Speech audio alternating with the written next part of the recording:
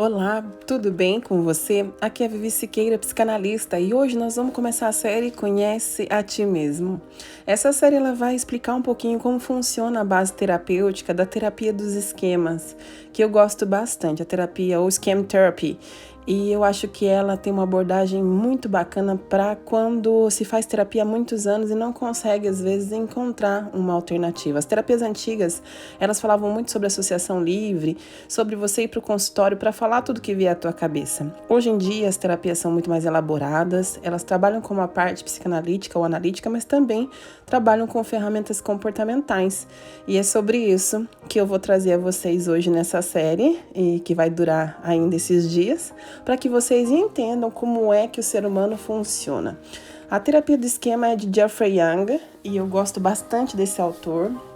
Ele tem muitos livros a respeito. Quem quiser um livro mais científico pode me pedir que eu possa enviar. E ele fala bastante sobre a complexidade do cérebro humano no senso de que nós somos preparados para nos defender, né, do mundo. Quem já fez o curso de autoconhecimento comigo sabe que eu falo bastante do ego no curso de autoconhecimento. E o ego, quando a gente fala no curso de autoconhecimento primário, na primeira instância do autoconhecimento, a gente fala sempre sobre o ego como um guardião. Então, ele seria um guardião com mentes egóicas, vozes egóicas. E essas vozes egóicas, na terapia do esquema, nós damos o nome de modos. E agora eu vou falar com vocês cientificamente mais aprofundada sobre isso, de uma linguagem muito simples, mas com uma comprovação científica sobre aquilo que eu passo no curso de autoconhecimento. Então, hoje o primeiro modo que nós vamos estudar são as crianças, né? Porque dentro dos modos a gente tem vários modos diferentes. A gente tem o modo da criança, a gente tem o modo do pai, pai punitivo, pai exigente, e também tem o modo do adulto. E hoje nós vamos explicar um pouquinho sobre a teoria dos modos voltados à criança. Então, a primeira criança que nós vamos falar hoje, que eu quero que você identifique, o modo da criança, ou o modo do pai punitivo, é como é que você reage ao meio, ok? Quando vem uma coisa pra você, sabe aquela coisa que você fala assim, não sei por que eu agi assim, eu nem concordo com essa minha atitude, eu não sei por que eu tô desse jeito, ou porque eu tô pensando assim. Então, isso é modo. Tá? É um modo, é um jeitão de reagir a determinadas coisas. Então, esse modo, esse jeito seu de reagir, parte disso vem da sua personalidade, mas parte disso vem do que você aprendeu a como se defender. É um jeito desadaptado, um jeito desadaptativo de ou hipercompensar ou evitar as dores, tá bom? É como a gente fala sobre o guardião do ego. Então, eu vou passar para você o primeiro módulo hoje para você avaliar em você se ele existe, que é a criança vulnerável. Esse módulo é caracterizado por um sentimento de vulnerabilidade, de medo que os outros tragam alguma emoção que cause sofrimento, ansiedade, solidão, humilhação, vergonha e depressão, tá?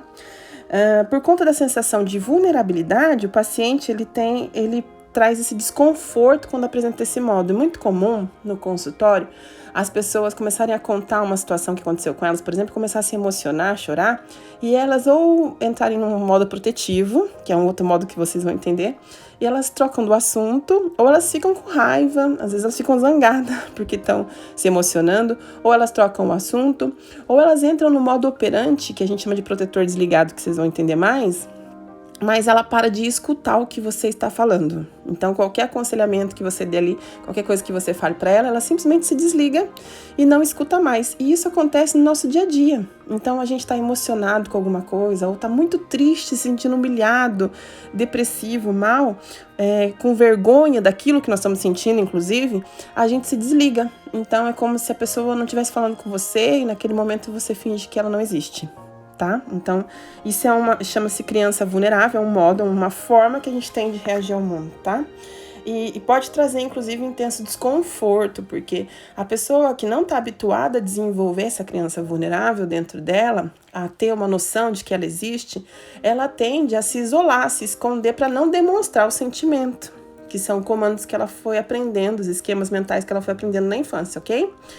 O contrário também acontece. Quando a pessoa entra em modo de criança vulnerável, ela fica uma criança mesmo, ela se torna vítima, ela chora, ela se desespera, né? Tem uma fala de uma paciente que eu vou colocar para vocês, que ela disse assim uma vez: eu tava em casa, cheguei em casa e tinha perdido a chave de casa.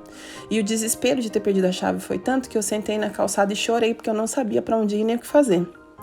Então, é um sistema desadaptativo, é um jeito de operar onde a pessoa não encontra solução, ela só vê a fraqueza dela.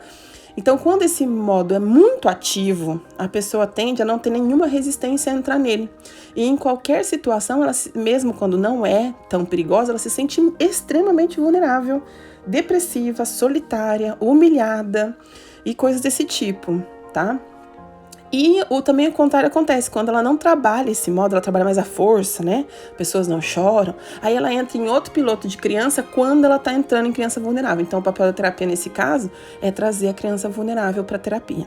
E quando a pessoa tem a criança muito desenvolvida, é trazer os outros papéis. O papel do adulto, né? O papel do terapeuta na terapia do esquema é substituir de alguma forma ou parcialmente os pais dessa pessoa, né? Então, a tendência é que o terapeuta faça o máximo que puder, de acordo com, óbvio, com as normas de segurança, a paternagem dessa pessoa que está na terapia.